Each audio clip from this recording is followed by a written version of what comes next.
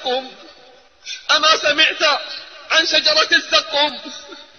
والله قد سمعنا وجاءنا من خبرها، فأين أثر ذلك في قلوبنا؟ أعطني سمعك واسمع كلام ربك، أذلك خير نزلا أم شجرة الزقوم؟ إنا جعلناها فتنة للظالمين، إنها شجرة تخرج في أصل الجحيم، طلعها كأنه رؤوس الشياطين، فإنهم لآكلون منها فمالئون منها البطون، ثم إن لهم عليها لشوبا من حميم، ثم إن مرجعهم لإلى الجحيم. قال صلى الله عليه وسلم عن هذه الشجرة: لو أن قطرة من الزقوم قطرت في دار الدنيا لأفسدت على أهل الدنيا معايشهم، فكيف بمن تكون طعامه؟ فإذا أكلوا منها وقطعت أمعاءهم من نتنها ورائحتها وشدة حرارتها أرادوا الماء لإطفاء ذلك النار الذي اشتعل في بطونهم وأمعائهم، فلا يجدون إلا شرابا من حميم يزيد من النار نارا، فيشربون منه كما تشرب الناقة الهيماء التي تشرب ولا ترتوي من شدة عطشها ومرضها.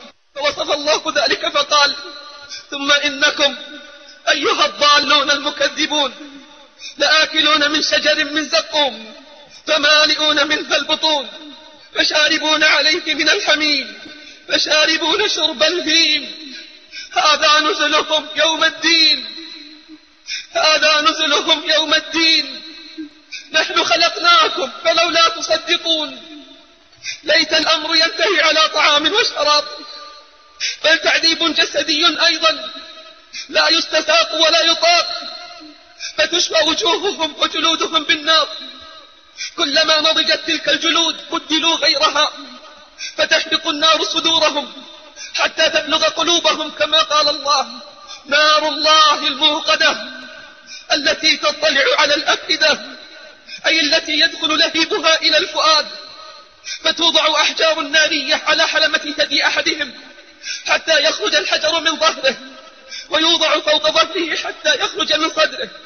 عند مسلم قال صلى الله عليه وسلم: بشر الكنازين برضف يحمى عليه في نار جهنم، فيوضع على حلمة ثدي أحدهم حتى يخرج من ناقض كتفيه، ويوضع على ناقض كتفيه حتى يخرج من حلمة ثدييه يتزلزل. وما ظلمهم الله ولكن أنفسهم كانوا يظلمون. ضيعوا الصلوات وانغمسوا في المحرمات وتكبروا على أوامر رب الأرض والسماوات، فاليوم يجزون عذاب الهون بما كانوا يفسقون. ليس لهم مأوى ولا مآل ولا مصير إلا النار، تحيط بهم وتأتيهم من كل مكان. ظلموا وتكبروا وتجبروا وجابوا الصخر بالواد، تناسوا أن ربك لهم بالمرصاد.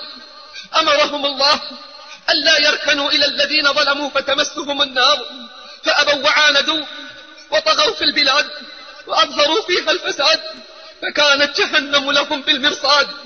قال رب العباد: إن جهنم كانت مرصادا للطاغين مآبا، لابثين فيها أحقابا، لا يذوقون فيها بردا ولا شرابا إلا حميما وغساقا جزاء وفاقا. إنهم كانوا لا يرجون حسابا وكذبوا بآياتنا كذابا، وكل شيء أحصيناه كتابا، فذوقوا فلن نزيدكم إلا عذابا. يا الله، كيف لو أبصرتهم وهم على وجوههم في النار يسحبون؟ يا الله، كيف لو سمعت صراخهم وعويلهم وهم لا يسمعون ولا يبصرون؟ يناديهم أصحاب الجنة وهم على تلك الحال من الذل والعذاب والهوان، فيقولون لهم: ما أخبر الله، إنا قد وجدنا ما وعدنا ربنا حقا، فهل وجدتم ما وعد ربكم حقا؟ قالوا نعم. فأذن مؤذن بينهم: اللعنة الله على الظالمين. كلما دخلت أمة إلى النار لعنت أختها، يتسابون ويتلاعنون ويتلاومون، وكلهم في العذاب خالدون.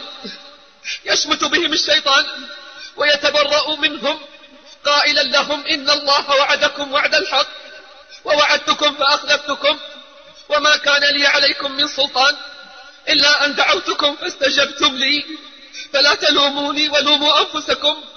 نعم إن الله وعدكم وعدا صادقا فعصيتم وكذبتم، والشيطان وعدكم وعدا كاذبا فأجبتم وصدقتم، فلن ينفعكم حينها ندم ولا حسرات.